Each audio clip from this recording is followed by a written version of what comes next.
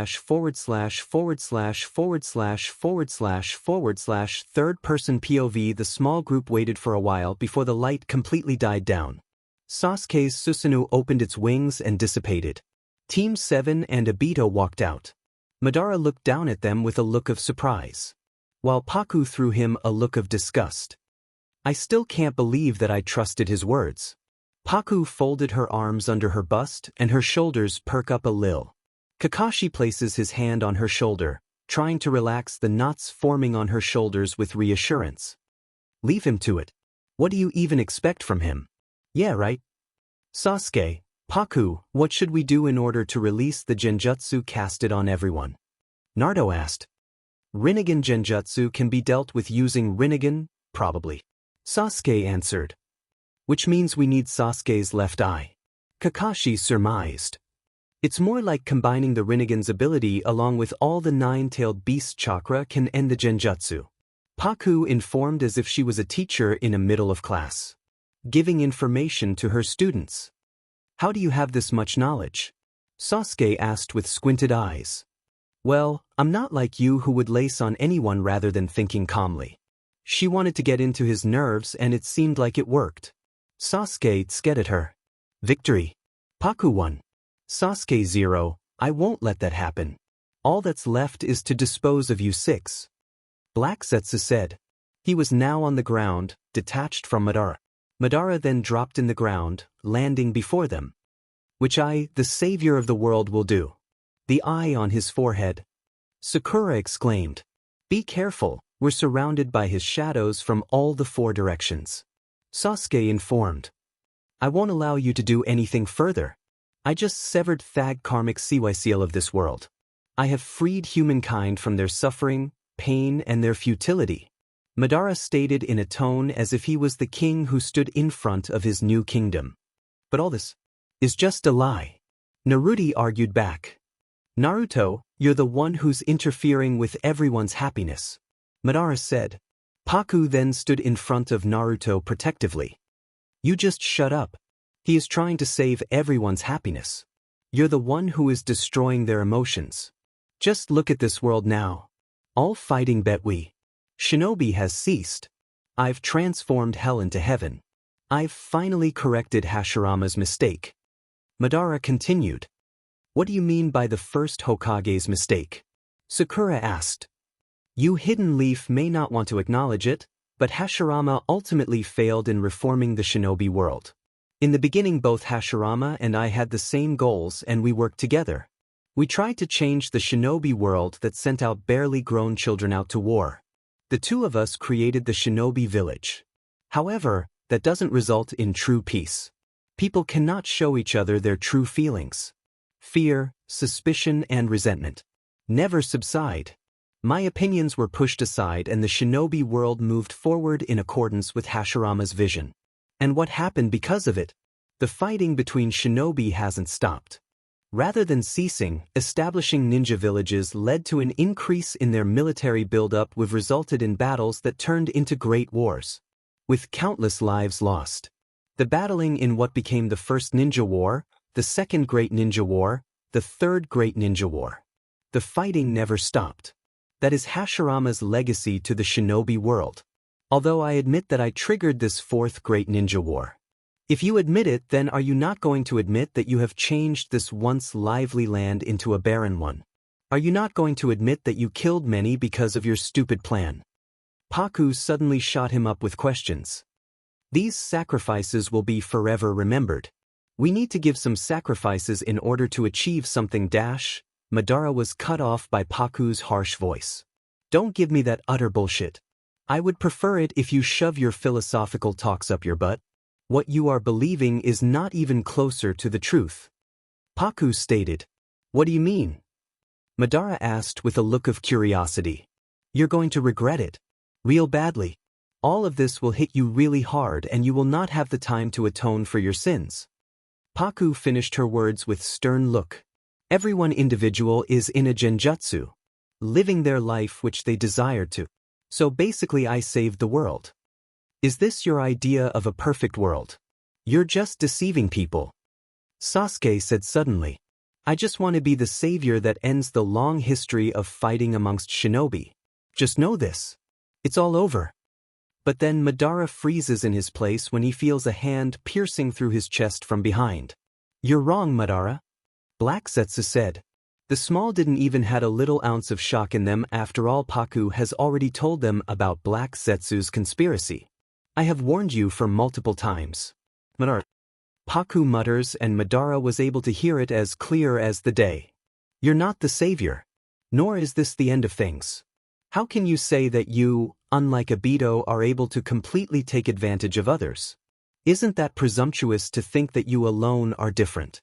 My dear Madara, you have also been inside a phantom dream, inside a dream that I concocted. Black Zetsu, what are you saying? I created you. You are my will incarnate.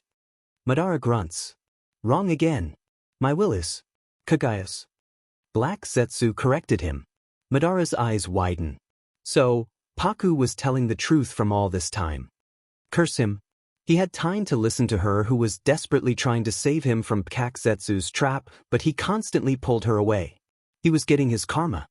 He looked into Paku's direction who gave a knowing look before muttering, I told you. Though nobody could hear her, he was able to read her lips. So you were right. Sasuke said beside Paku who hummed. She then shuddered in her place when she felt a sudden surge of chakra. What is this? There is a ridiculous amount of chakra. Naruto said, stepping back from the overwhelming chakra rush. All of Madara's shadows all disappeared. Sasuke added. Madara let out a scream of pain. Suddenly chakra sources broke from the ground and headed into Madara's direction and he started absorbing it. A source of chakra broke free behind the group leading them to JRK up before falling back. Kakashi skidded back. Is he absorbing all the chakra erupting from the ground? Kakashi asked. Where is all this thick potent chakra coming from? Sakura asks.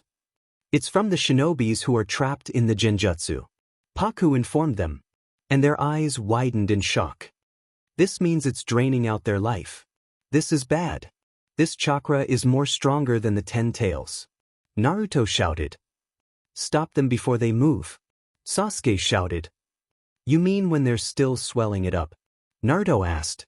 Paku's Senshu changed into her icy sword in one snap and she headed into Madara's direction along with Sasuke and Naruto. But thick strands of white hair wrapped around the three, halting their attacks.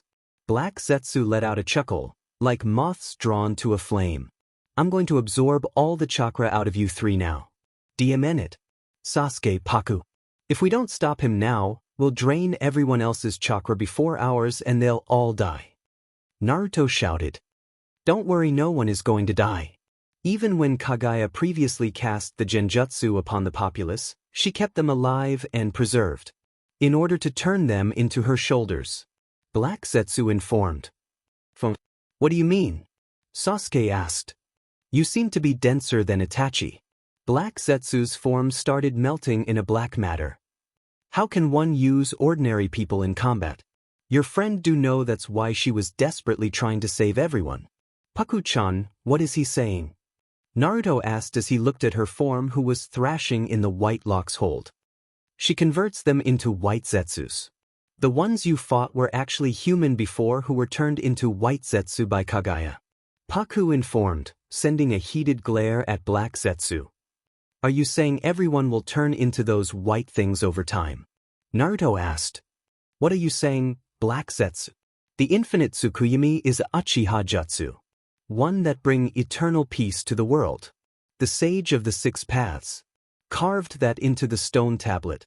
Madara asks from his place. My dear Madara, I've been around for eons longer than you. Since finding the stone tablet left by Hagoromo. I've quite some time to make revisions. Did you say revisions? Madara asked, finally dotting the sequence. The infinite Tsukuyomi is not a jutsu that confers peaceful dreams. It is a jutsu to amass enormous amounts of chakra from individuals enslaved in it. For what purpose? Madara asked sternly, feeling betrayed. You acted merely for that purpose. According to Kaguya's will. I wouldn't. For that. Madara was shocked. Just as you used Obito as a pawn. You too were merely a pawn. Black Zetsu said. So, she was right. Madara's whole body and face swells up and bulged out into a huge ball. Paku felt bad for him even though he pushed her away for multiple times. Even though he deserved this, he had his own reasons for being this stubborn to change this world which he believed it would once after he cast the jutsu. But he just called for it. Hey, look at how big he swelled up. Naruto exclaimed from his place. He's bloated because his body can't tolerate the amount of chakra he absorbed. Sasuke shouted back. At this rate he'll explode. All of a sudden the ball shrunk down and changed into the real manipulator of the game. Kaguya Otsutsuki. Naruto, Sasuke, Kakashi, Sakura and Obito were shocked and held a look of nervousness. Isn't she the one Super Gramps talked about? Naruto asked with a look of anxiousness on his face. Kaguya then opened her eyes. Paku's eyes also widened in horror. As much as it seemed thrilling in the series, it was much more overwhelming and horrifying to witness. Kaguya narrowed her eyes at the three of them before throwing them back as if they are just a pile of trash. Kaguya's hair aimed for Sasuke, who used Chidori to deflect it. He was successful for a few seconds before his Chidori died down and he was slammed back, and the same was for Paku and Naruto. The three of them were thrown back into a rock. Paku let out a shout of pain. Her back took the impact. She was sure it was going to bruise really bad. She slides down the rock with a grunt and blood trailed down her chin. Sakura stiffens up in her place when she felt the overwhelming sensation pricking at her skin. Kaguya floated past Sakura's frozen figure before stopping in front of the three. She looked at Sasuke's and Naruto's direction first. These two are Hagoromo's and Himura's. No, rather they're Indra and Ashura's. Veins around her eyes protruded as she activated her Byakugan. She noticed the mark given by Hagoromo to the boys. And you, Kaguya looked into Paku's direction, who stiffens from the sudden attention. You're neither Indra or Ashura, but still. Your presence is enormous. Your chakra is all too familiar. Paku's eyes knitted with confusion. Familiar? So it was Hagoromo who gave them the jutsu. Kaguya said, but then Kakashi thought about asking. What are your intentions? Obito also wondered what is her intentions. She seemed evil and he knew she was. He observed her beside Kakashi. Ninshu. No, you said shinobi. It's futile to speak to you about that when all you do is tamper with chakra without knowing its true meaning. This place, this land, is my precious nursery. I cannot let it be damaged any further. Let us stop fighting. Then here that is. Paku suddenly felt like she was falling down. The once dark night sky was replaced with fiery brightness. She felt as if she was consumed in heat suddenly. She was falling into molten boiling lava along with Team 7 and Obito. I shall erase. You all hear? Sasuke bit his thumb, summoning jutsu. A large bird appeared and Sasuke fell on its back. Paku caught her balance in the air. It was not much a problem for her since she can levitate. Naruto was still falling down. Sasuke. Over there. Paku was about to stop Kakashi's and Sakura's fall, but Kakashi used his mind and pulled out a scroll and a kunai. He used the scroll as a rope and kunai to stab on the roof above. Paku, save Obito. Kakashi shouted and she nodded. Obito seemed scared and perplexed. She then summoned her dragon within a snap of her fingers.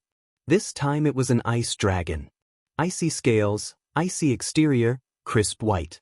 The dragon let out a loud roar in its summoning and went into Obito's direction to catch his fall. Obito landing safely on its back. Sasuke went to save Naruto's fall, his summoning grabbing Naruto by his shoulders with its talons. Paku looked down at the boiling lava, seeing Sakura's headband slipping off her head and dissolving into nothing. So, it's not a genjutsu after all. She heard Kakashi muttered out. Eyes forward, Naruto. I'll be frank with the both of you. This world will come to an end if either one of us dies. Only Naruto's 6 paths power of the light style and my 6 paths power of the shadow style along with Paku's abilities can seal away that being in front of us. If we don't succeed, mankind will perish. We can't afford to die, no matter what. When the infinite Tsukuyomi was launched, Kakashi and Sakura just happened to be near you. That's just how it is. Sasuke said, but Paku chimed in. Kill her. At Paku's word both Naruto and Sasuke looked in her way. Yes, we have to kill her. If we seal her like Sasuke told, she will be awakened again after years to absorb all the chakra from the mankind. So in order to save the world we have to kill her for once and all. Do you understand what I mean? Paku asked. Naruto didn't said anything except letting out a breath. Sasuke also didn't said anything, pondering over her words multiple times. She was right. If they will seal her away then she will come back again. The scroll which held up Kakashi and Sakura started burning, living out a crackling sound. Naruto used Nine Tails mode to grab the both of them before Paku could have taken any action. Kagaya thought the time was right and attacked Sasuke, who activated his Susanoo. Now's our chance. Naruto said, but then Sasuke and Naruto were falling along with Sakura and Kakashi because the Hawk's chakra point was hit by Kagaya. But then Paku shouted in urgency, Kori. The dragon let out a growl before fluttering its wings and went to the rescue of Naruto, Sasuke, Kakashi and Sakura with Obito still on his back. Oh my god. We were about to roast it just now if it wasn't for Paku-chan.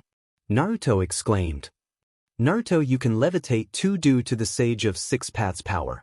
Paku informed. Naruto widened his eyes before jumping down the ice dragon's back, and as she said he was levitating. He grinned at her and threw her a thumbs up before making hand signs. Shadow Clone Jutsu. Another Naruto appeared. Just in case something happens. Keep eye on them though, they are safe now. Naruto said before patting the ice dragon's crystal scales. Kagaya narrows her eyes at Naruto's direction. 6 paths power. You act triumphantly just because you have a special accoutrement. However, all chakra belongs to me. She then turned towards the girl with icy white curls. How can she summon a creature like that? She seems different. After everyone were considered safe, Paku, Naruto and Sasuke turned into Kagaya's direction. Once more, I shall reunify all chakra. Kagaya charged forward in their direction in the speed of light. Naruto used his 9 tails power to block, which caused the volcano to shake and quake, a bright light emitting from the attack. But Kagaya was able to overpower Naruto. sending him backwards, spiraling in the mid-air. Sasuke then charges with his Susanoo, who aimed an arrow and shot at her. He then used his Rinnegan to teleport himself. He was right above Kaguya, his Susanoo aiming both of his swords at the rabbit princess. She was unfazed and she simply raises her hand, the purple swords melting under her touch. And an explosion happened, throwing back Sasuke on its impact. Sasuke, damn it. I can't stop myself. Naruto shouted. He was still spiraling back. Paku then dived down, and just when his feet was about to touch the lava, she held his hand in a vice grip. My Susanoo doesn't work. Sasuke shouted. Paku nodded understanding before pulling him up with the help of her other hand, which held her Senshu. She wraps her arm around his torso to pull him closer, and he also snakes his arm around her shoulder for balance in hesitancy. She then flew up with Sasuke in her arm. She then swinged her Senshu beneath her and thick ice formed in the mid-air which was levitating. Stand here. She instructed Sasuke, who was hesitant to stand upon it. Who knows, it may give out. He mutters, but Paku was persistent. You're not going to fall off. He then complied before standing upon the ice. She then flew into Naruto's direction to stop him spiraling backwards. She held him by his shoulders and his head swayed a little in her hold, almost disbalancing him. I feel dizzy. Naruto, gain your balance. Paku sternly said, jerking him with his shoulders. Sasuke then floated up with ice foothold Paku made for him before he stopped beside them. We've been benefited from ――Pad's power. But receiving it is meaningless if we don't kill her. Paku stiffens in her place when she felt goosebumps spreading throughout her body. She tilted her head back a little to see a black space opening behind them. Naruto, Sasuke, behind us. She called out, warning them. They turned around shakily to see Kaguya stepping out with tears sliding down her pale cheeks. Before she could grab each of them with their chins, Paku grabbed their wrists and pulled them back a few feet. Black Zetsu, who was sprouting out of Kaguya's sleeves to attach himself at Naruto and Sasuke just seconds before, stops. Kaguya seems to see her two children. When she looks at the two of you, isn't that sweet? Who was sealed by her own children. Such a poor, pitiable mother. Why'd ―Pad's Super Gramps seal her away? Thought he sealed away the 10 tails? Naruto asked with confusion and anxiousness. It appears you have the wrong idea. Black Zetsu responded. Just who and what are you, Black Zetsu? Sasuke inquired. I'm Kaguya's child. I recorded everything that happened while Mother was gone and molded it as well. The tale of Shinobi is the tale of restoring Mother. Black Zetsu struggled to answer. It sounded like he was being refrained. What are you talking about? Naruto demanded for an answer. Black Zetsu then started explaining about both Sasuke, how they are the reincarnations of Indra and Asuras to meet Hagoromo and receive the power to seal away Kaguya. He even explained how Kaguya was sealed away by her own children's, and it was a powerful seal at that. The jutsu transformed the 10 taikes into the catastrophic planetary devastation and turned it into the moon. But before the seal could have taken the hold, Black Zetsu was born to restore her again. Mother loved this world. She tried to love humans, but her wish was dashed, so she ate the fruit of the divine tree to try to protect her children. However, Mother's real tale of despair begins from here. Shortly afterwards, Mother gave birth to twins. I detest you. Hagoromo, Kem. You are mine. Kaguya exclaims with a look of malice. My role has came to an end. You shall return with me to the almighty God that is Mother. Black Zetsu continued speaking with his strained voice. You two alone aren't the entirety of the shinobi history. Paku sneered at them. Kaguya's eyes flicked over at Paku's direction. You are mine too, along with everyone else. As if I would let you two. She let out a sickeningly sweet smile which held mockery. Besides, moms are supposed to be happy about their kids leaving their nest. That's what being a mother means. Naruto retorted. Mother is the very progenitor of the chakra. You brats can't hope to accomplish anything. Black Zetsu spoke. We have to plan something real quick. Sasuke said beside Paku, who still held onto his wrist. On the other side of Paku, Naruto spoke. The only thing that will work is that jutsu. Paku couldn't agree more since it actually worked to catch Kaguya off guard. I don't know what you're scheming about, but mother absorbs all jutsu. Your actions are meaningless. Black Zetsu informed. Sasuke understood what Naruto meant. Are you serious? We don't know unless we try. I've been secretly practicing this jutsu even more than the Rasengan, you know. It's worth giving it a shot, right? Naruto cheekily said, confident about his next move. Fine. I'll get my left eye ready. Let's do it. Sasuke finally agreed. Paku released both of their wrists, holding her Senshu in a firm grip. Sasuke used his Amaterasu on Kaguya, but the fire dissipated and Naruto charged forward with his hands held up in a hand sign. Take this. He made multiple shadow clones, CC type, he called out. The clones transformed into hot naked man.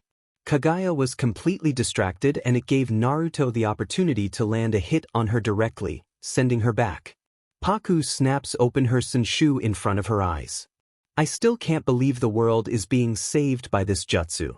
It's the time. Naruto shouted. Paku nodded and moved along with Sasuke. Sasuke and Naruto headed towards each other with their hands extended out while she also headed with her outstretched hand, forming a triangle. Sasuke used his Rinnegan to Kaguya appear in the middle, and when the three of them to land their attacks on he, the surroundings changed. Everything was white and freezing cold. Though, Paku felt it was all normal because of her iced form. Kaguya disappeared into a black space and reappeared in front of the ice where the three of them were trapped in. Paku touched the ice and upon contact the ice cracks before shattering into pieces and left behind a trail of ice flakes. Paku-chan, you're so awesome. Naruto complimented. Kaguya was still moving closer in a painfully slow motions, and this was the exact point Paku has lost her patience. She floated in front of Sasuke and Naruto in a protective manner, a stern look prominent on her usually warm expressions. Kaguya stops mid-air. All right, let's cut out the cat and mouse chase. Till now you were fighting us, but now you'll be fighting me, Paku declared with finality. Kaguya held a surprised look on her face. Is it so? Do you think you stand a chance against me? Kaguya asked. Because of you, many have lost their lives, so you're going to make it up by giving your life. You have caused enough devastation, she said, pointing her Senshu at her. Paku-chan. It's dangerous. Naruto shouted behind her with worry. Don't worry about me. I'm going to take care of her. She's being a burden, and rather than sealing her I will end her life, Paku said, raising herself at the level Kaguya was at. But you're acting recklessly, Sasuke shouted beside Naruto. Stand beside and let me handle the situation. I'm going to take all of your chakra. Kaguya charged directly at her direction, but Paku moved out of her way simply. Even if you take my chakra you won't be able to take me down, Paku said, dodging Kaguya's attacks. Kaguya gritted her teeth in annoyance. A black void forming beside her and she disappeared in the void. Paku's senses heightens. And then Kaguya appeared in front of her with her hands outstretched. Her hands were aiming for her eye. But Paku was quick enough and landed a strong punch straight at Kaguya, who grunted and was flung back inside the void, which disappeared again. Then the mountains started moving in their own. The mountain's sharp edges reaching out for Paku, she just easily floated in the air, but a rock piece emerged out underneath her, surprising her. Kaguya was now farther up in the sky. She sent multiple thorn-like projections at Paku's direction, who transformed her Senshu into a larger one before blowing them off with a single flick, which then head towards Kaguya's direction. She can fight well all alone. We were just being distractions for her when we fought alongside her, Naruto said from his observation. I do believe she can handle her, Obito said, while looking up with a look of adoration. Kaguya gritted her teeth and dissipated her attack, and she disappeared again. The curly head suddenly heard a loud roar, and she looked at the direction where it came from. There were replicas of the tailed beast, but they seemed similar to of an rabbit. It then transformed into a big pitch-black ball, and then Kaguya emerged out of it. She glared down at Paku, hatred and feeling ashamed. You can't kill me. Don't get so high of yourself. Nobody can seal me away, Kaguya exclaimed, and Paku scoffs, confusing Kaguya and Black Zetsu. Who said about sealing you? I clearly am going to erase you from existence. Paku answered with a smirk of her own, and Kaguya was boiling with anger. She's so powerful. Sakura was left in awe by her friend. Just a little more, Naruto said through gritted teeth, anticipation eating out his gut. You must die. Kaguya hastily sent more projections of thorns at Paku, but in a large amount which she was easily deflected. Kaguya disappeared in a void again and reappeared behind Paku, but Kaguya was met with a bone-cracking punch to her face again. BLD trailed down her nose and chin, but she was stubborn. She was about to send an explosion at Paku, but she was again met with a deadly punch on her face. A cry fell out of her lips. You've done enough by now, and I'm not letting you to go free. You will pay for each and every life. Each heartbreaks and betrayals. You have reached your limit, and today you're going to take your last breath. Paku's appearance again then changed. The fiery form she had taken before was back. The short qipao dress clinging to her form, and fire bits dropped down from her fiery senshu. What is that? Sakura asks no one in particular, shuddering in her place. It's her summon, Kakashi said. Sasuke and Naruto stood with their mouth agape. The aura she was emitting now was overpowering. They even felt their pulse picking up. Just what is she? Sasuke questioned. A goddess in her awake. Kakashi stated beside him, and Sasuke's eyes snapped at his direction. This is your end, Kaguya Otsutsuki. Kaguya's eyes widen in horror when she felt an overwhelming presence, and her eyes widens when she saw a gigantic creature which was even larger than the tailed beasts emerging out from behind the curly head. The fire dragon letting out a roar of displeasure and blew out sizzling fire up the sky, and large bits fell down. Though it didn't affected Paku much, but Kaguya tried avoiding to come in contact. No, it's impossible. I'm immortal. You can't kill me. Rot. Paku's senshu then transformed into a sword. Fire flickering around the sword and dancing on its awake. She then swung down the sword at Kaguya, who let out a high-pitched scream of agony. And as in contact she was supposed to burn entirely, it was different. Her Byakugan eyes and the third eye burned first, making her clench her forehead in pain. And then her inside started burning, and it felt like she was in hell because of the searing temperature inside her. The fire finally engulfed her entire being, and she screamed from top of her lungs, but it was of no use. Even Black Zetsu was pleading and spouting about how he created shinobi history, but it fell into deaf ears. Kaguya and Black Zetsu started falling down with defeat. Paku moved aside and the fire dragon moved forward, and he swallowed the both of them, burning the entirety of their existence inside its system. The tailed beasts, which once seemed as rabbits, turned back into their original selves and landed on the ground. You were so awesome. The way you fought, you made it seem so easy. Kurama complimented. You saved the world. Yuki chimed in, and all the other tailed beasts followed behind. Thank you all. Paku let out a smile, but she was exhausted. Sasuke, who was still frozen in his place by seeing her powers, was too stunned to utter anything. It's over. Sakura asked with wide eyes, as if her eyes were deceiving her at the moment. Paku, her friend, defeated Kaguya. Yeah, she burned her and Black Zetsu into crisp. Way to go, Paku-chan. Naruto fist bumped the air with a grin.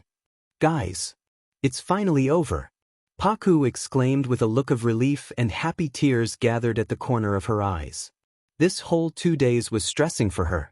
She was crying a lot, of course anybody would have.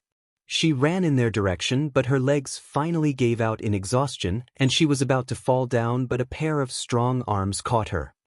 There, my goddess. You did great. Kakashi muttered softly, and the tears finally escaped her eyes. She let out a smile of relief and nodded, her lips quivering. The mountains, rocks, and the ground under them suddenly started rumbling and crumbled down. Everything was being destroyed cause it was Kaguya's dimension. What are we going to do? How can we teleport back? Naruto asked, looking around with panic, but before anything could happen to them anymore, they were back in the battlefield in front of Hagoromo. All of them were back in their land. Paku was now standing with the help of Kakashi. She tried to tell him it was all right, but he insisted and wrapped her arm around her waist to pull her closer. My child. I knew it, you would be able to do it. I knew sealing Kaguya might have caused another series of chaos, but you bring it to our end. Hagoromo said, looking into Paku's direction. Naruto and the others were confused. Why didn't you ask us to do it? Naruto asked. You both can seal her, but she was the only one who could have killed her with her unique abilities, and first thing, she can fight without chakra, so it was advantageous, and she's the one who ended my mother's destruction today. Hagoromo explained. Thank you for ending this, Paku Tanamachi. I will be forever in your debt. Hagoromo thanked the curly head, who shook her head dismissively. No worries, Hagoromo. I did what I was supposed to, like my mom. Save the world. Kakashi and the others were confused at the sudden mention of her mother. Mum. Kakashi whispers beside her and Paku nodded simply. Hagoromo's smile widens, as expected from Nuri Tanamachi. She raised one hell of a daughter. Paku let out a small laugh at his exclamation. So does that mean we're back? Naruto asked and Hagoromo nodded in confirmation. Indeed. You have returned to your world through a summoning performed by all the previous 5 Kage together. I called all the previous 5 Kage from the afterworld to help. Hagoromo's eyes then skipped between Paku, Sasuke, and Naruto. Naruto, Sasuke, Paku, and the rest of you. Excellent work saving the world. Are you by any chance the legendary? Kakashi trailed off. I'm Hagoromo Otsutsuki, also known as the Sage of Paths. Hey Kurama, were you lonely without me? I missed you. Naruto shouted when he Kurama and dashed in his direction. Paku detached herself from Kakashi's hold, who frowned at her questioningly. What's wrong?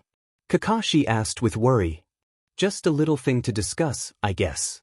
He hesitantly let her go and she headed into Madara's limp form along with Hashirama.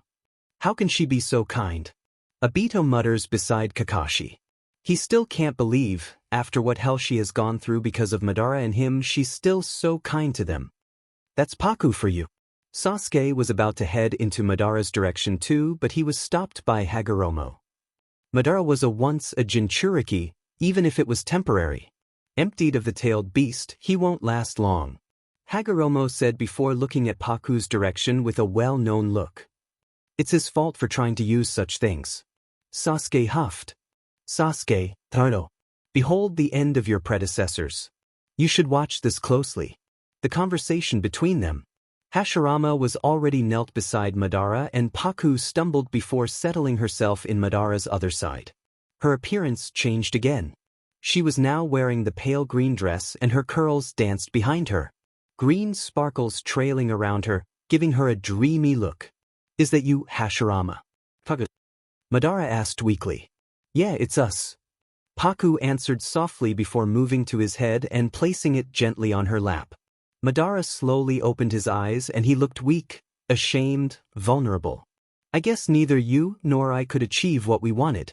I did all the wrong things in Hype's OD writing this world, but I failed. Madara weakly rasps out. Hashirama then shook his head. It's never that easy.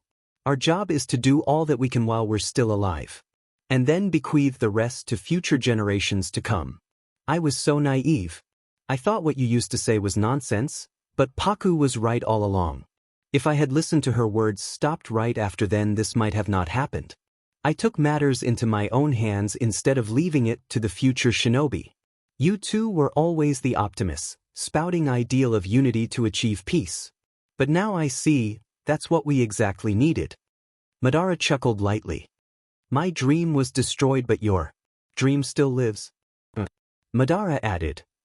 Yeah, you did a mistake, but it was to bring peace over this world. You both had the different methods of achieving them and you pursued the path too, and the battle is over. This world will finally come into peace. Paku softly replied. She's right. We were both hasty to reach our dreams for peace that we didn't even thinking about helping each other out or coming together. But finally our dream for world peace has truly come true, Madara. Even if they didn't come true, our dreams would have been entrusted to the future generations. I suppose, but you both know me well. I would have failed anyways. Since I hated someone standing behind me. Madara stated. Standing behind and standing beside are totally different things. If you had talked with Lord first before, then he might have stood beside you and the both of you could have worked for peace. Paku said before slightly flicking his head, and he let out a chuckle, enjoying it. But you just pushed him away. When we were kids, you once said we're shinobi and we don't know when we'll die. And that for neither side to die we'd both have to reveal what's inside of us and pour each other drinks to toast like brothers. But we're both about to die. Right now we can drink together as war buddies. Hashirama commented slowly. War buddies? Yes. That's okay. Madara slowly closes his eyes, but then Paku places her hand over his heart. A green dust emerged out of the ground and was absorbed inside him, and more green healing dusts snaked into his heart. Engulfing him in a warm embrace, his depleting chakra was being resurrected. She was giving him another chance to live life, but this time to live without any burden and to live freely. She leaned down until her mouth was hovering beside his ear. I'm giving you a second chance. She then picked up his head before laying it gently. Hashirama looked at her with surprise. How did you do this? Hashirama asked, and she just let out a smile. Now's the time. I will release the jutsu, free the 5 kages and those under the reanimation. Hagoromo announced. Naruto looked shocked before to face Minato, and the both father-son duo were engaged in a conversation. Light shone down upon THD kages, and Hagoromo sent Paku a glance with a smile. Paku's eyes furrowed up, and she looked around to find the light not shining down on Tobirama, Hashirama, and even Minato. Paku let out. So this is what Hagoromo meant when he said wants to give us another chance. Hashirama let out a chuckle, and Tobirama beside him sked. Paku was still confused. What do you? You will know it soon. The ghosts of the other kages disappeared and the light faded away. Naruto started cried. He held up his arm to hide his crying face. Paku's heart breaks a little at the sight, and she went into Naruto's direction before engulfing him in a hug. Naruto, she said, comfortingly running a hand through his blonde locks. Wanna see surprise? Paku asks suddenly, catching him off guard. What? It was not a time to joke. Look up. She moved aside for him, and there stood his dad with a smile of his own. Naruto was left confused. His eyes then followed to the Senju brothers' direction, who were still in their places. Wait, I suppose. I should be gone. Minato said, looking around before scratching his head. Hagoromo's laugh then boomed out. It's obvious. You 3 are alive. The 3 were left shocked. Alive. They were given a chance, but how can it be possible? Paku will revive you back. I want you 3 to live your lives and cherish your loved and closed ones in this life, since you weren't able to in your previous one. Hagoromo's eyes hinted towards Madara, who was sat up with a confused look, and towards Naruto, and lastly at Paku. Though, they were confused by his indication. Thank you so much. I'm very grateful to you. In this life I want to be a great father to Naruto. Minato said, turning to Hagoromo. Hagoromo just gave him a smile and turned into Paku's direction. Paku, you did great till this time, and it's time for you to return, though it's upon you whether you want to stay here or not. Paku suddenly freezes. Return. But yes. But she knew her answers too well. Even though she came from a different, but she belongs to here, in this land. The land of shinobi. This is her origin. She is sent back to the original she belonged to, so why will she go back to the other reality? This is her home. Everyone were confused with the sudden question. Return back. What does this mean? Naruto's voice chimed in. Hagoromo was about to explain, but Paku stopped him. I actually came from another world. A different reality, though this is my real home. It's a little complex story, but I took BRH in the other reality cause my parents were teleported there. But I made it back home. By her words, Hagoromo understood what she meant. Now everyone got to understand how she knew about everything. Every nook and crook. It's not even surprising. She can live even without chakra. But Naruto and the others were too dense. Paku-chan, are you going to leave us behind? But you said this where you really belong to, right? Then why are you leaving? Naruto asked, tears gathering at the corner of his eyes. Even Kakashi and Obito looked down solemnly. She's definitely going to leave them. She just came suddenly and she's now going back. It's not fair. Obito felt like crying. The girl now he has found himself loving her more than anything is going to leave him like his first love. She's going to leave me. Even Sakura was saddened, her friend which she grew close this really is about to leave her. She had came to like the girl's presence so much now it was painful for her to say her goodbye but she deserved to go back to her place. Naruto, it's her choice. You shouldn't stop her. Sakura held back Naruto by his wrist and a lone tear slides down his cheek. But Paku took a breath before rubbing her temple. Naruto, don't come into conclusions by yourself. What do you mean? Naruto asked with a confused face. Of course, silly, this is the land I truly belong to. I will stay here forever. Paku said with a smile before extending her arms out. Naruto's eyes widens before he threw himself in her arms followed by Sakura too. Kakashi just let out a chuckle lightly whereas Obito let out a sigh of relief and placed a hand over his palpitating heart. She's going to stay. Kakashi's eyes crinkles in a smile. With us. Obito added. Sasuke, though he acted neutral. He was relieved too. By the time he has grown fond of the girl, he is guilty about how he acted towards her but in actual she was just worried about him. He was silently thanking God. He wanted to make UT up to her and he will do it. So that means we're free too. Kurama said to the ᦁꫪ-tailed beasts. Each of them said where they wanted to go. A little piece of each of your chakra is already inside Naruto. In short, Naruto is like a gathering place for you. If you want to discuss about something, you can speak to each other through your chakra inside Naruto. Hagoromo informed. Hagoromo then started explaining that his mother started off as a beloved goddess to everyone at the beginning but after she consumed the chakra fruit she became demon. Now then all that's left is to undo the infinite Tsukuyomi. But how specifically? Do you need our power? Kurama asked. No, you're fine. Naruto have the chakra of all the tailed beasts and Sasuke possesses the Rinnegan. If they weave the sign for rat simultaneously, the jutsu will be undone. That's it. Kurama exclaimed. I've thoroughly researched my mother's jutsu. There's no mistake. Now the rest is up to you, Sasuke. Hagoromo looked at Sasuke. Sasuke didn't said anything at first. Yes. But first I am going to execute the 5 Kages. Sasuke, are you gone mad? Kakashi widens his eyes. What? Tobirama exclaimed from his place with shock. I want to have a fight with Naruto or else I'll execute the 5 Kages. Sasuke announced. What do you really mean? Obito asked. He was also confused. You heard me. I want to fight Naruto without interruptions or I'll exact my revenge by executing the 5 Kage and the tailed beasts. Sasuke lowly declared. Sasuke, do you have any idea what you're saying? Kakashi asked. I will fight you, Naruto said with a serious look. Well then, catastrophic planetary devastation. Sasuke made hand signs. The tailed beasts were lifted up, rocks caging their entire form. And all the tailed beasts were floating up. But, aren't you over with your vengeance? Paku asked a confused look. Sasuke didn't said anything and both him and Naruto forms the rat hand sign, releasing the genjutsu. Is he gone nuts? Paku whispers to no one in particular. Chapter end third-person POV. Naruto and Sasuke were finally done with their battle. But it resulted them in losing their arms. It was quite a long and tensed fight but it was over.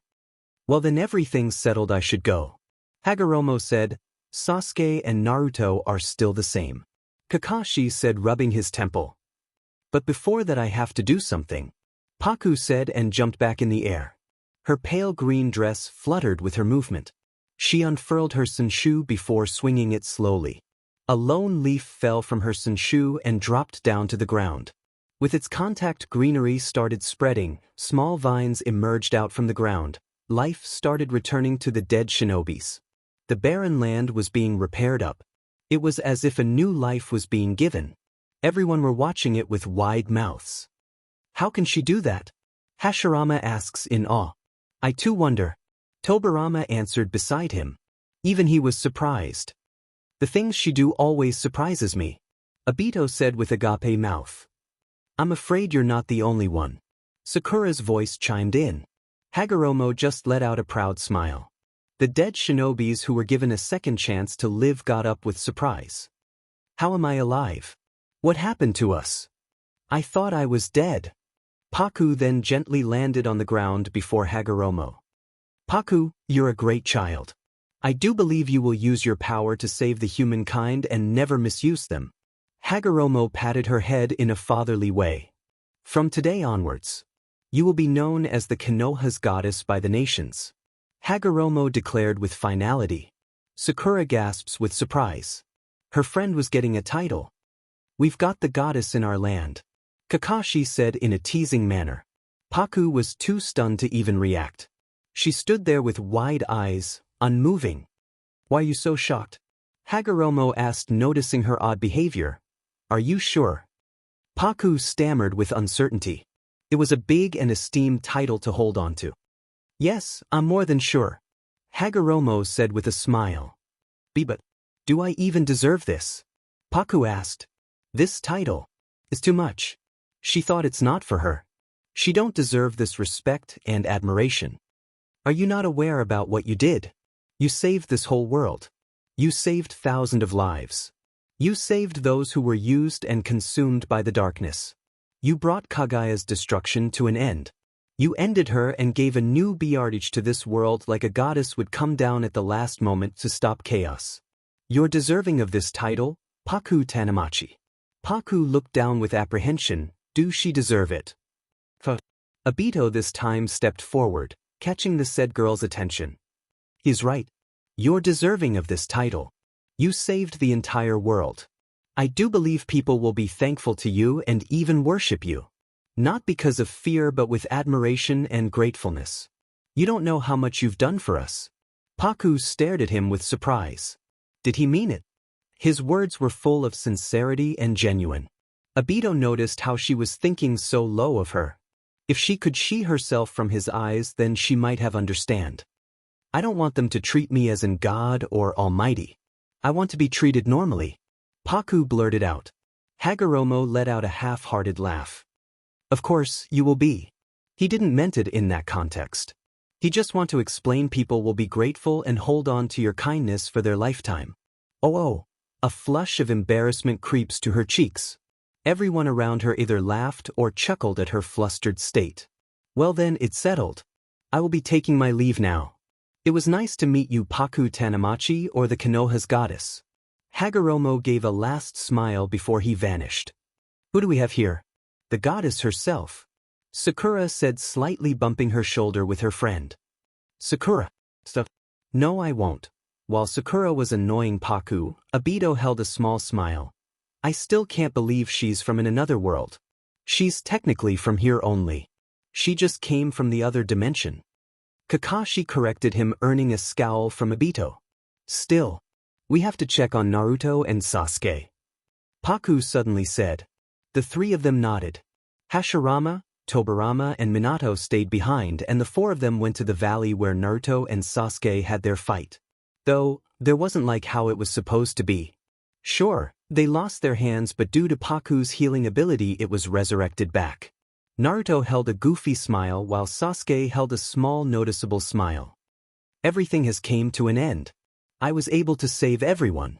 But it still feels so unreal, but I succeed. Paku looked up at the sky longingly. Her eyes were blurry, but she held an endearing smile. A lone tear slides down her cheek.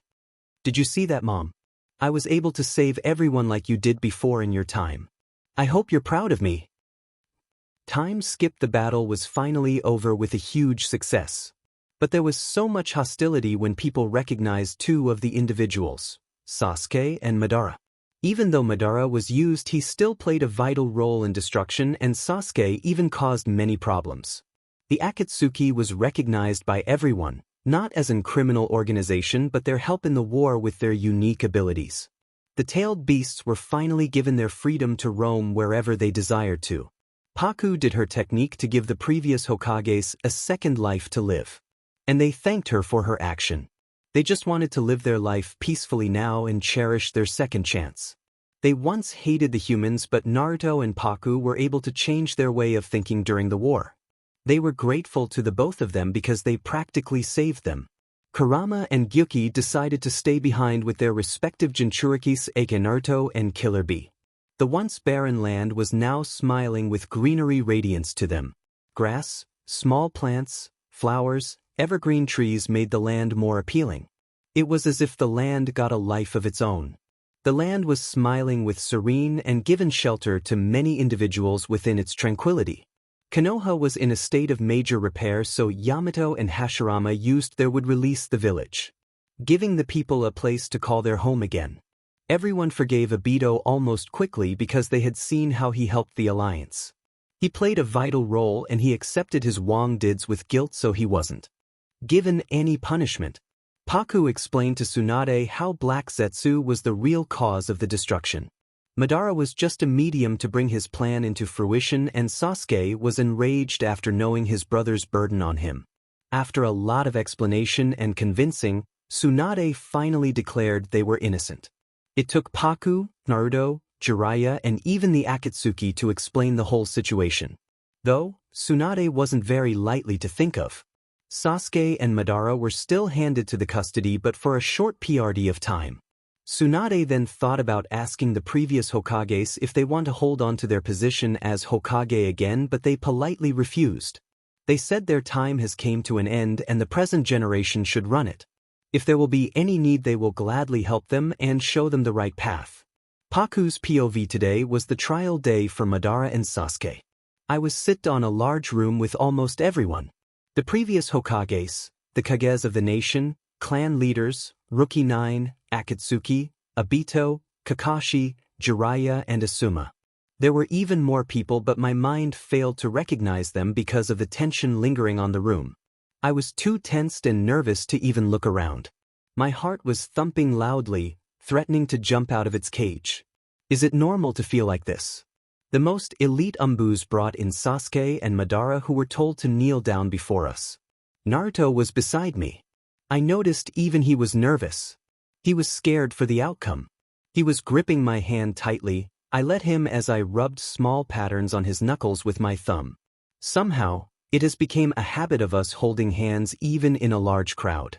And by grabbing hands, he would visibly relax. He was determined to defend Sasuke, if necessary. He just can't let him deemed as an evil person. During the war, Sasuke also played a vital role. Hashirama sadly stared at his friend, who wasn't even daring to look up. He was consumed with guilt. After all this time, the village was taking him in. If they will give him punishment, then he will accept it fully. Paku tried explaining him beforehand too about Black Zetsu's conspiracy, but he was too blind to notice. He was internally blaming himself. Tsunade was the first to speak. Sasuke Uchiha and Madara Uchiha, you've been brought here to discuss your crimes against the nations and its people. She said, I noticed they were also tensed as much I was. Sasuke Uchiha, a former ninja of Konoha who later went rouge. You're charged with betraying your village, your own people and friend. You even tried to destroy the Konoha and even joined the criminal organization, Akatsuki. Furthermore, controlling the tailed beasts. Do you know what does this mean?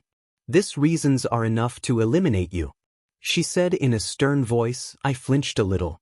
The pounding on my heart increased. I hope everything turns out fine. I felt Naruto squeezing my hand. I looked down at her intertwined hands before looking up at him. He was already looking at me with a reassuring look. He muttered a quiet, "It will be okay," which actually worked a little to soothe me and give me the courage to speak out. May I have the permission to speak? I asked politely. Now everyone's attention was on me, increasing my nervousness, but I pushed the feeling aside. Yes, you may. Tsunade gave me the permission. I know what you're saying about Sasuke is all true, and I'm not trying to side with him. But he also played a vital role to end the war. If he wasn't with us at the time, we won't be able to defeat Kaguya and Black Zetsu. He was with us, that's why we were able to not fall under the infinite Tsukuyomi. You were all under the Genjutsu, but we were not because of him. If he wasn't with us, we, which means me, Naruto, Kakashi, Obito and Sakura, would have been under the Genjutsu too. All of us would still be trapped in that nightmare and would be unsuccessful in defeating Kaguya. Thus, his previous actions can't be considered as crimes anymore because it's overshadowed by his good deeds now. I was able to voice my thoughts. I think it was a strong statement since the room now fell with silence. Everyone were watching me with stunned expression or agape mouths. Of course they didn't know what occurred because they were trapped inside the infinite Tsukuyomi. Tsunade didn't acted much, she knew this would be my answer. She actually agreed with my statement, not only her but everyone. Despite all the things Sasuke has done, he actually helped in saving everyone, and if it wasn't for him they might be still trapped in that nightmare. Shikaku then looked at me, he had a hard expression. What do you want to say? Everyone waited patiently for my words. I looked into Itachi's direction. His face was neutral but his eyes were deceiving his facade. He was anxious about his brother too. Of course, he also wished well-being for his brother. Let's welcome him to the village and let him live here again. He was blinded by vengeance and he got it. He don't have any purpose to stay as Rouge furthermore.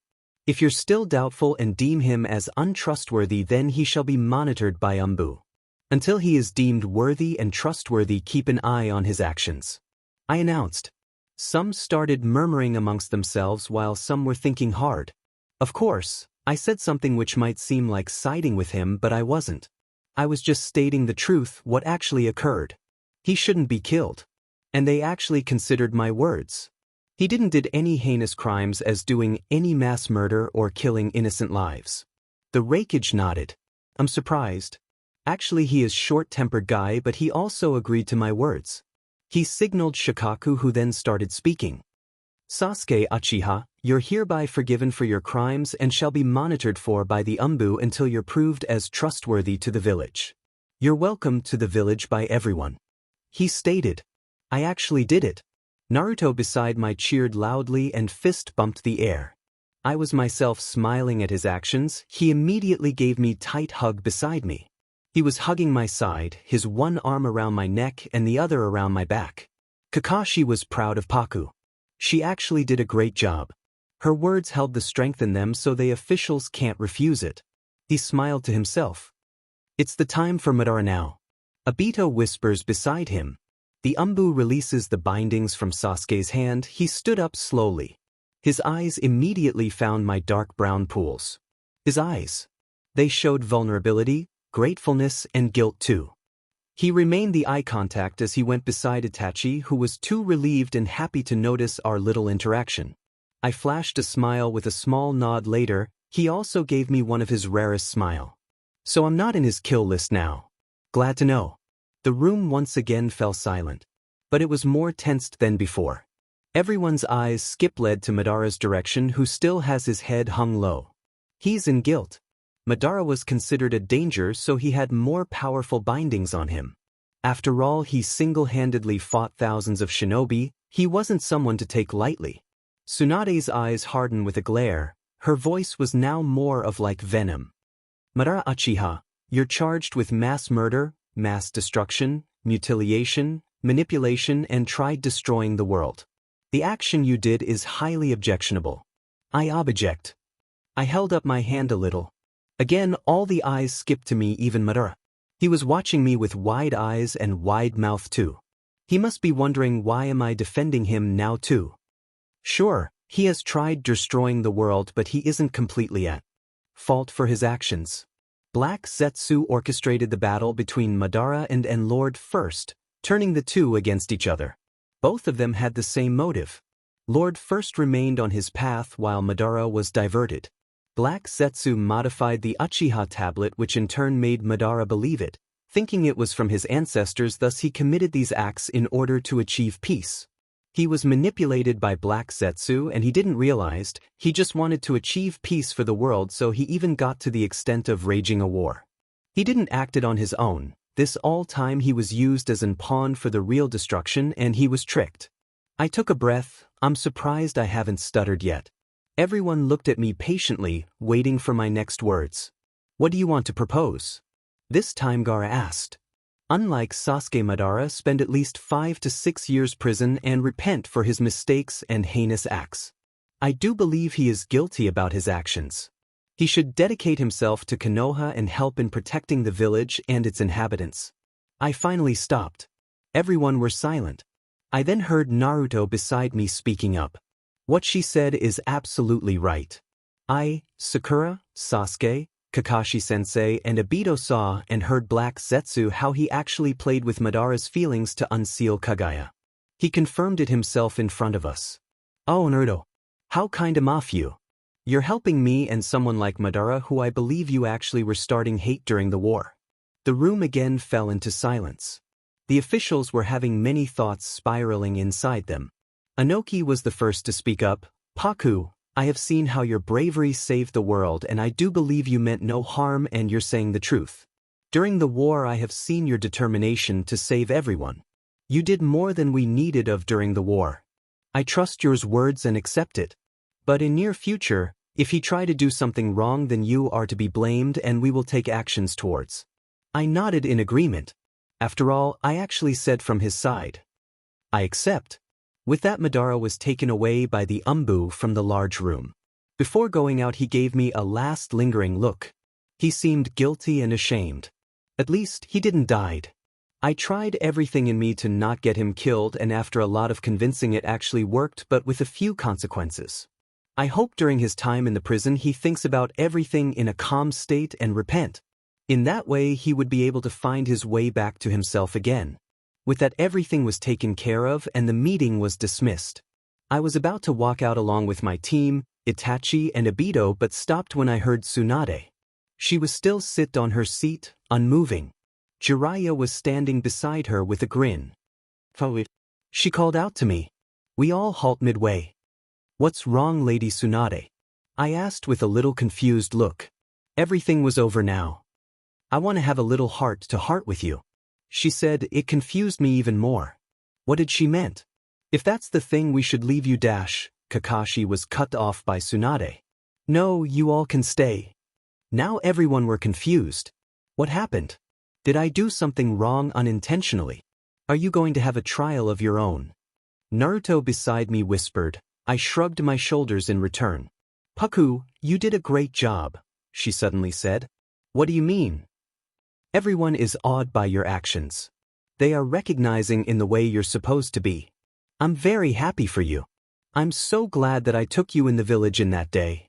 And I got to realize how much of an amazing child you are. As she kept speaking I got more confused. What is she trying to imply? Is she thinking about kicking me out of the village with last words? But the next thing she said was enough to throw me off from an cliff. I want to adopt you. As my daughter.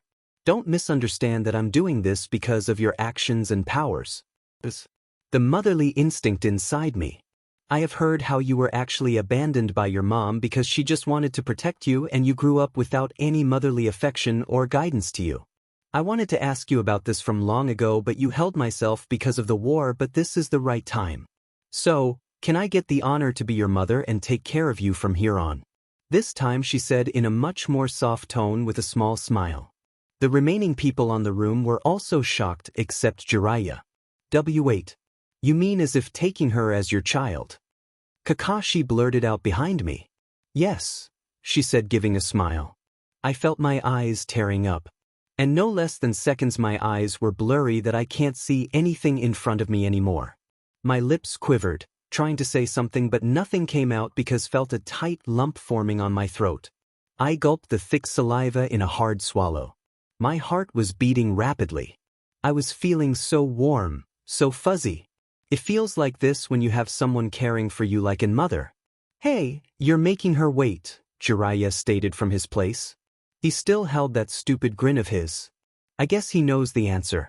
I guess Paku-chan don't want to dash. Before Naruto could complete his sentence he received a punch from Sakura. Tsunade then stood up before she started slowly approaching me but I broke free from my daze and dashed in her direction before throwing myself at her. I accept you as my mother. I didn't realize it but at this point was crying out. And by crying I meant I was a mess. The tears were freely sliding down my cheeks but I held a smile of joy. I was feeling so fuzzy inside me. Tsunade didn't said anything but smiled down at me and hugged me back. Her embrace, it feels so warm, motherly. I feel so safe and protected. Finally, I can cry onto someone without the fear of getting judged. Team 7, Obito and Itachi watched their interaction with shock. It felt so unrealistic yet real. They don't know how to react. My hands clenched into her green ᧁꫮ. She patted my back comfortingly. But as I think about it more and more tears were escaping me. ᧁ and I have an exam coming up, but here I am. I can't help myself but post a chapter. I wanted to post real badly loudly crying face. I hope you enjoyed this chapter. 1 Bye. Take care. Chapter end. Paku's POV. I'm glad that my efforts actually paid off. The time when I came to this world, my original world, I thought I was hopeless, but as the time passed away I actually succeeded. At first I doubted myself. I even concluded that I won't be able to save everyone, but it changed. I somehow managed to did it. It still feels like lucid dream where I will wake up at any moment and find myself in my bed, but no, it was the truth. But it was over. There was one time, recently, where I had asked Itachi about ᧁꫮ. I asked him whether should I ᧁꫮ now or not, but his answer actually surprised me. Flashback, it was the night time and I wasn't able to sleep because of the many thoughts. I needed some time to think for myself too, so I was on the rooftop of my house with my Twisted Games book in hand. You might be wondering how I got that. Well, when Hagoromo was about go back to who knows where he came from, I actually requested him something and he actually listened. I requested to give me my phone and whole self of books, spicy books back, and he happily agreed. He laughing like a evil, which I have read the book multiple times, but the story and the characters always get me. So, I thought about rereading it again, but now I was just laying on my back with the book lying inside me. I wasn't in the mood to read now, so I just kept staring up at the vast sky. It was now draped in a dark curtain with stars and constellations adorning it. It was a full moon night, so the moonlight was actually very bright. Meanwhile, in the real world, stars are so rare now because of the polluted air. The scenery gave me serenity. I was at peace. I was back home. I have friends and ma. I closed my eyes to embrace the cold breeze, but a voice interrupted me. Paku-san. It was gentle as the soft whistling breeze which was rustling the leaves. The voice was so soft I thought I was hallucinating, but unconsciously my eyes opened up to see Itachi looking down on me with those ever so kind eyes of his. I jolted up with surprise, knocking my forehead with his. We both let out a sound of pain and clutched to our heads. It was actually painful. Oh my God. I'm so sorry. I apologized right away, but Itachi just gave me a soft smile. It's all right. I patted the place beside me, indicating him to sit, which he gladly did. What are you doing here out so late at night? I asked. I actually can't sleep, so thought about going over the Hokage mountains, but I saw you and stopped here. What about you? You also can't sleep? He asked in return. He knew exactly how every night I'm unable to sleep in a normal time. I actually have this bad habit. I nodded and looked up at the moon. Yeah, as usual. I replied in a lazy tone. Say how things are going now. I asked, looking back at him. Now he was the one who was looking at the moon, and God, wasn't he looking ethereal? I'm telling you, dark-haired mans look ethereal when the moonlight and sunlight hit them. He held the gentle look in his eyes. The prominent underlines were fading now because I suggested him in taking proper rests now. His pale complexion radiated under the moonlight. He was glowing. It's actually going good.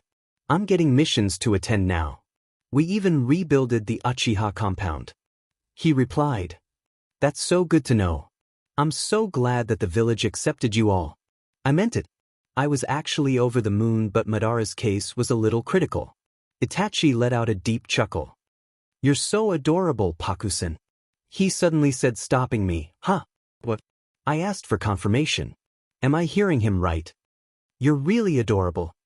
He repeated in a calm manner. Good. How can he be so bold?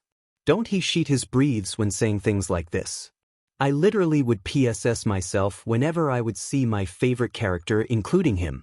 I immediately flushed in a red hue. How can you say something like that so bluntly? He cutely tilted his head. Why? I just told the truth. Jaya. This man. He is not on his right mind. Yeah, that's the thing. Your face is red, by the way. He stopped me mid-thoughts. He still held that stupid smile of his, but with a look of amusement. My hands flew up to my face, and sure enough my cheeks were burning. This DMN Uchiha. No, this DMN moon. Today only you have to be a full moon. Curse you. And the moon here is actually so large. But wait, Uchiha have strong visual prowess. He might have used his Sharingan. Yes, that's ᧁꫮ he gently called out, stopping me to enter my frenzy completely. Yes. I want to say something. He held a look of seriousness. It made me curious. What got him this serious? You say? About the thing when you said you will bring back ᧁꫮᦗ, he trailed off. But then my eyes widened. Gee. I literally forgot about that. I beg your pardon. It completely slipped out of my mind. I will bring him back soon, don't worry. I was cut off by his surprising response. Actually, you shouldn't do that. Huh. I had give my time to think about it and I've came to the conclusion. ᧁꫮᦗ took his life on his own, well, so I don't want to bring him back. It might seem forceful. And I think he is in a better place. He stated, surprising him. As expected of him. He thinks way too much and decide the right thing about his loved ones. A smile immediately made its way to my lips. That's very thoughtful. You're right, he's actually in a better place now. So, don't bring him back anymore. I'm happy with the outcome and Danzo got the consequences what he really deserved to. So it's alright now. He later added. He was right, Danzo was dead now. Alright. As you wish. I replied. It was the right thing to do. We again fell in a cloud of silence. How is things at home? He suddenly asked. And by home he meant the relation between me and Tsunade, aka my mom. It's going good. Though, I'm still living on my own, but I am spending much of my time with Ma. At first she insisted on living even together, but I rejected it, so yeah. I ended it with a shrug of my shoulders. I'm glad you're doing great, he admitted. Isn't the moon appealing? He asks, glancing at my way. I nodded almost immediately. Yes, it's so bright. On the other side of the world the moon is very small and you can't even see stars because of how polluted the air is. One, he chuckled at my reaction, but I was too naive to notice the hidden meaning to his words. His eyes then landed on the book beside me, curiosity glinting in his eyes. What were you reading? Oh, it's a book about a princess who later was crowned as the queen. Her character is really bold and amazing. I replied. Of course, leaving the actual part. Oh, that sounds interesting. I would like to read it, but it's in a different language. He said. If it's possible, I could see black cat ears drooping. Oh, don't worry. I will do something about it in the future. I immediately tried cheering him up and it actually worked. He instantly looked up. Really? Yes. Well then, I should go. Sasuke might be worried for me. He said, standing up. I followed his action. I will be going inside now. I was shivering now because I was just wearing my pajama shorts and an oversized shirt. Yeah, he must be. Before then, he said, and suddenly embraced me in a warming hug. I stood there with surprise before my arms also wrapped around him slowly. His hold on me tightened a little. It wasn't in any uncomfortable way, but it was actually the exact opposite. It was full of affection and care. It was the first time I have seen him acting out of character. It was even the first time he hugged me suddenly. B then pulled away. He was still smiling. If you felt uncomfortable, then I'm sorry. I just can't help myself. Next time I will ask for your concern. He turned away and he was about to jump away, but he stops. He turned around and he did the unexpected. He poked my forehead with his index and middle finger and flashed me a last smile before he jumped away. And there I stood, blushing a mess. Flashback ended. After 6 months, third-person POV Paku was now laughing with Sakura with Paku's cat, Luna, in her hands. Sakura said how silly Naruto was. He once was beach-slapped by a girl when he sneakily tried copying her walk, and unfortunately she got offended and boom. He laid on the ground like a dead lizard. Sakura wheezed along with Paku. Paku held a big basket with her.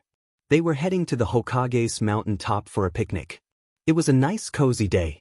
It was the month where the monsoon was coming to an end. What a nice time of the year to have a picnic. It was slightly chilly and the earthy smell was so heavenly. It was the idea of Paku to have a picnic together with Team 7, and by Team 7 it meant Kakashi, Sakura, Naruto, Sasuke, Minato, Sai, and Obito. Yamato won't be able to join the picnic because he was sent to a mission at the last moment. When taking off he actually sulked. It was going to be a nice, normal and cozy picnic, so Paku wore a plain short white sundress. She paired it with white flat sandals and she left her hair open. It has grown slightly. It was now touching her butt. Dress at top. Sakura for once was wearing something different rather than her ninja gear. She was wearing a baby pink sundress which reached her past her knees. Her hair has also grown a little. She was looking cute. Naruto can be a drama queen at times, Paku said, agreeing with her friend. They soon reached the mountaintop. Since it was spring, the cherry blossoms were all in their glory. Soft pink petals were dancing with the breeze, giving it an appealing view. When they reached there, they saw few of the individuals already there. Minato, Naruto, Sasuke, Sai, but where are Kakashi and Obito? Paku-chan. Sakura. Naruto called out when he noticed the two. He waved at them, motioning for them to come over. He was standing beside Minato, who has his arms slung around his son's shoulders. You guys are early, Paku said after greeting him. Sai politely greeted her, which he earned a smile from her. I am very hungry. No, he replied. Minato also gave a smile of his own. Sasuke was silently watching them from a distance. He seemed relaxed by his posture. You again skipped your breakfast today? Paku asked while pulling out a blanket from the basket. Hee, we actually ran out of groceries.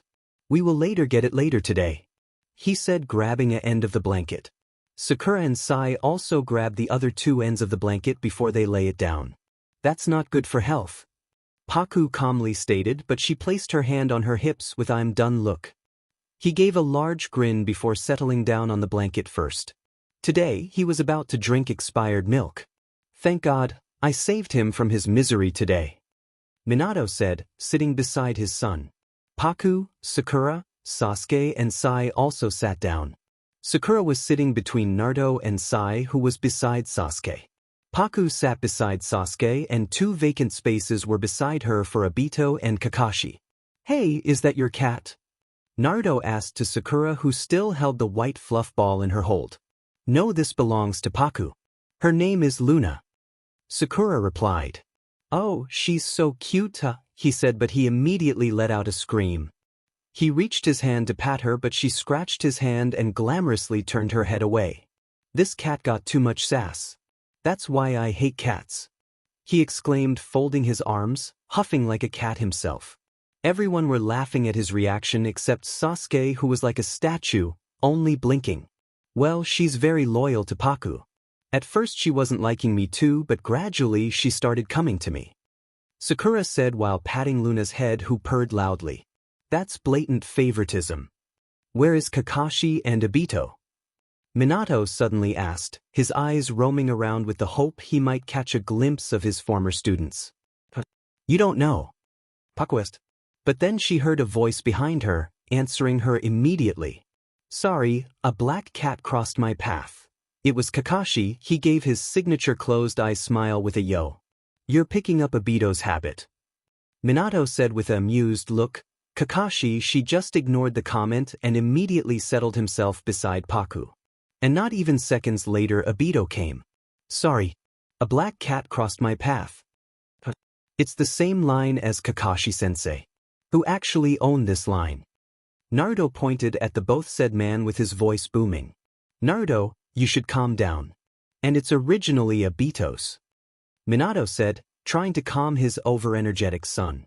Obito then sits on between Kakashi and Minato, making sure he gave a glare at Kakashi, who gave a small smirk. You're wearing your uniform today also. Sakura pointed at Kakashi's uniform, who didn't react much. Yeah. We're not in a mission, by the way. Naruto snickers. I don't care, a ninja should have his identity hid. Kakashi was cut off by Sakura's bored tone. Yeah. Don't give us that excuse anymore.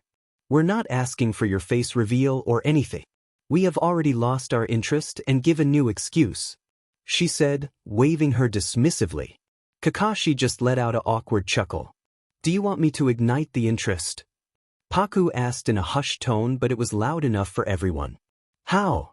Sakura leaned forward slightly along with her. Naruto, Sai, Sasuke, and even Obito leaned forward.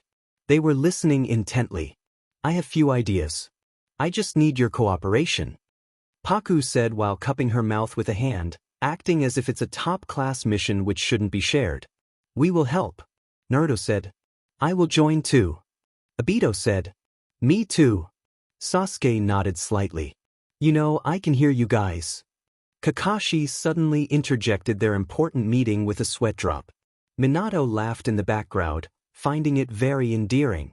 Everyone who were involved in the top-secret conversation acted like nothing happened.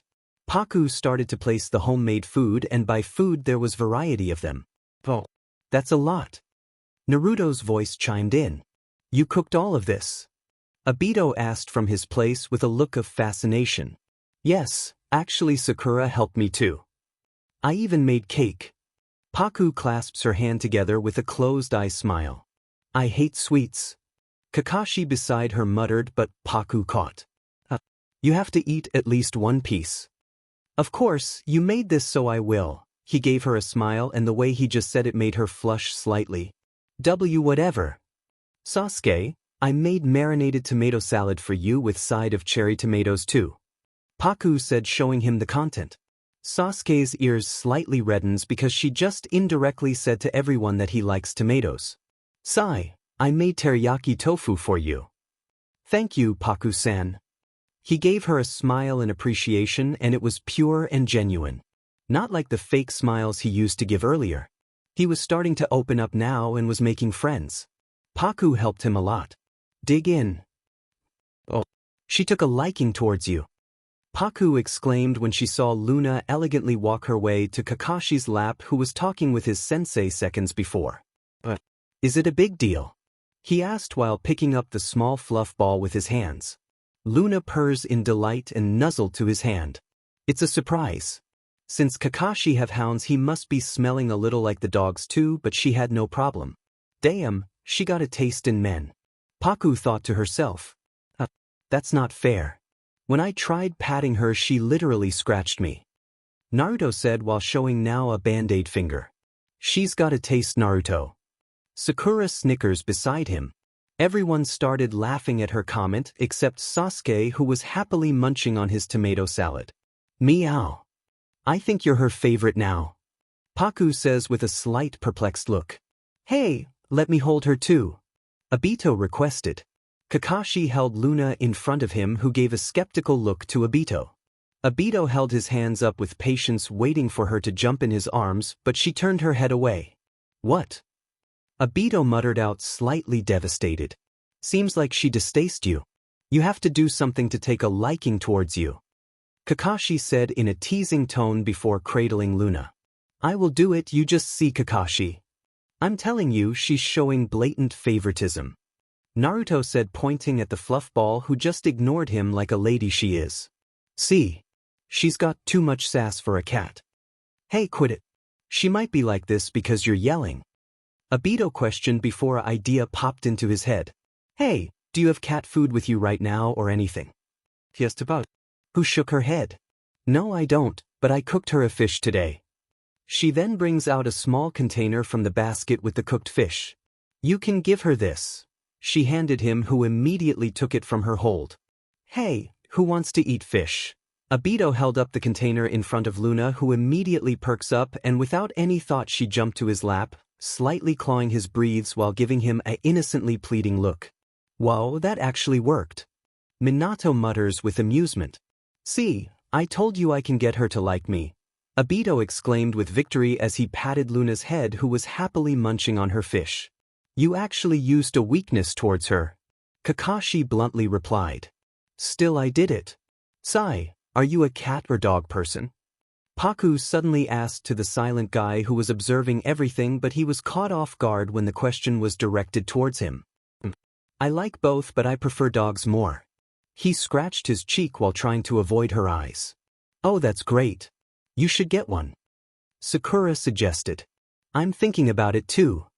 When you will get yourself one, tell me so I will meet the doggo. Sure.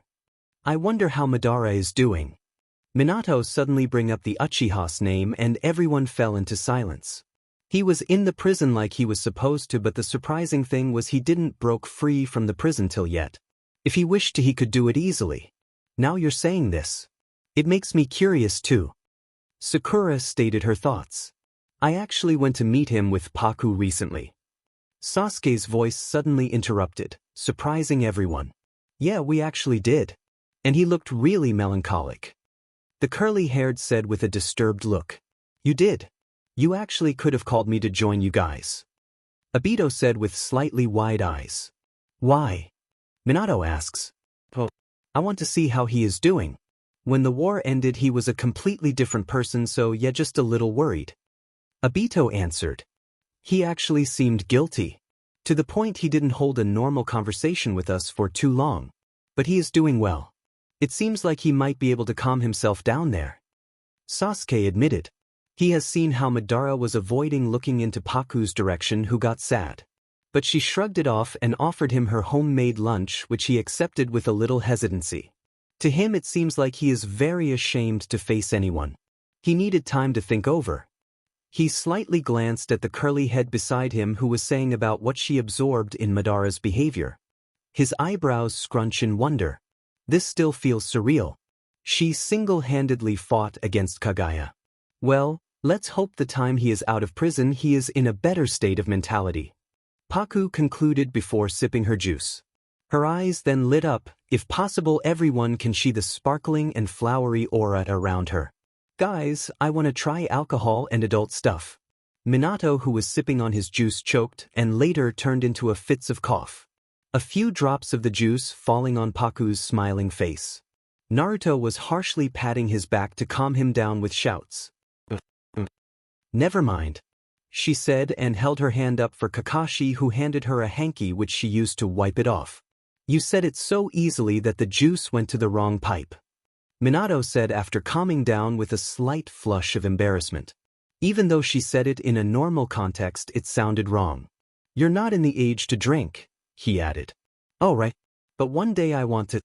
Now that I think of it, we never got to know about your birthday. Sakura suddenly asked, gaining everyone's attention. Oh right. So what's the date? Sakura asks with patience. Paku made a little thinking pose. My birthday is in the ending of monsoon. Oh, it's coming. Naruto exclaimed with excitement. He has a bunch of ideas to make her birthday special. Tell us the date quick. Obito also asked with excitement. It's the end of the month, right? What's the date today? Paku asks, not remembering the date. 27. Sasuke answered, and she stayed there like that before her eyes widen. What happened? Did you forgot your birthday? Sai asked with a look of worry. Did she got amnesia? Everyone repeated after her. The thing is. Today is my birthday, she finally replied with her hands fidgeting. And UT was like everyone forgot how to breath. Is there something wrong? Paku asked while giving an awkward smile. You're telling us now. The F dash. Sakura gripped her hair, and it seems like if someone will not stop her she will actually rip it off. Because you never asked me. Paku stated in a matter-of-factly tone. We gotta go. We need to do preparations. Naruto immediately stood up along with Sakura, Minato, Sai, and Obito. Hey, it's okay dash. No, it's not. Obito replied last time and they just disappeared. The F dash. I actually remember I've got a mission. Bye. And even Kakashi poofed away. She was left alone with Sasuke, who was not moving too. Are you going too? Paku pokes his shoulder and he also stood up. I'm sleepy, and he calmly walked away. He definitely lied, but he was actually going to help the others. Oh, seems like I'm alone. She then looks at Luna, who was sleeping. She then break into a smile. They are so silly. And I think it's a little boring. But suggest me some ideas for the interaction between Paku and the characters. Please. Thank you for reading. Chapter end.